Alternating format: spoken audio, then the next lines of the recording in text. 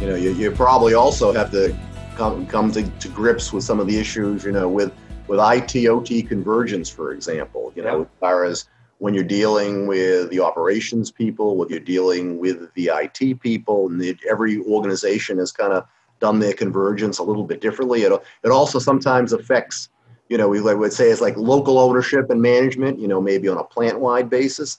Sometimes you have to deal with where it's more of an enterprise ownership and management, where maybe it's another facility of maybe like an IT that supports a number of plants. How are you, for example, catering to the fact where sometimes, all those decisions are made locally, and there's certainly the purchasing decision and the utilization decision of data park is local, versus when you need a situation where it's enterprise-wide for multi-plant, multi-site. I mean, how do you differentiate the two when you're certainly from a data park perspective?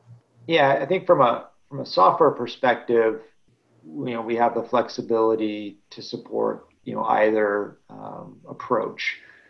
I think where we've seen a lot of success is probably again kind of in the middle, where we talk about enterprise uniformity but local flexibility. Because one of the things that even during this sort of COVID disruption we're seeing is there's still a lot of M&A activity, and in industrial plants, mergers and acquisitions have been a constant. So what that means in many cases is that as companies buy and sell different assets, they end up with different systems at these local sites. So because of our kind of agnostic approach to data, we can deliver at the corporate level, common dashboards, common visualization, common data analytics tools, sort of a common front end.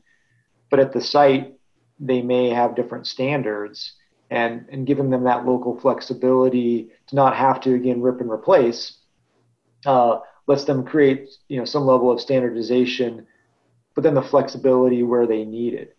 So that's probably, been one of the more interesting philosophies that we've seen work well. We're going to standardize at the enterprise-wide level, but give some local ownership and local flexibility where it's needed.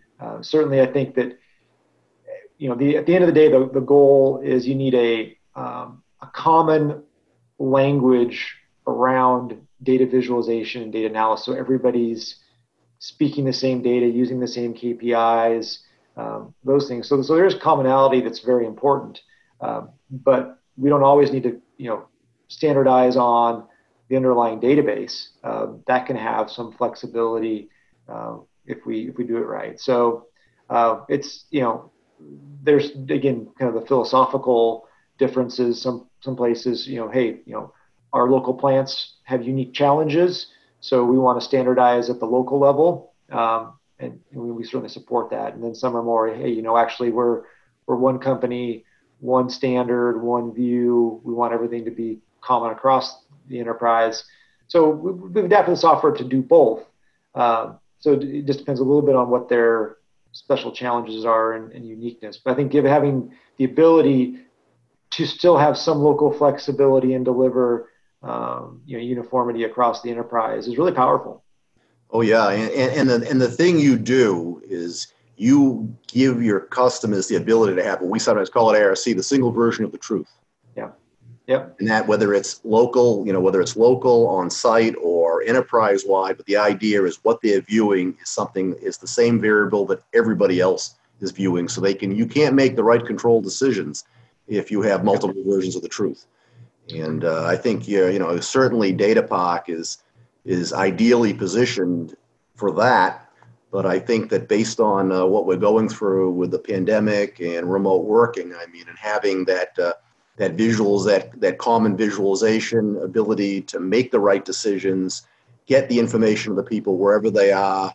I think you're ideally suited right now for certainly the pandemic. And I think as we move forward, I think a lot of these best practices that have been a result of the new normal are going to stay in place.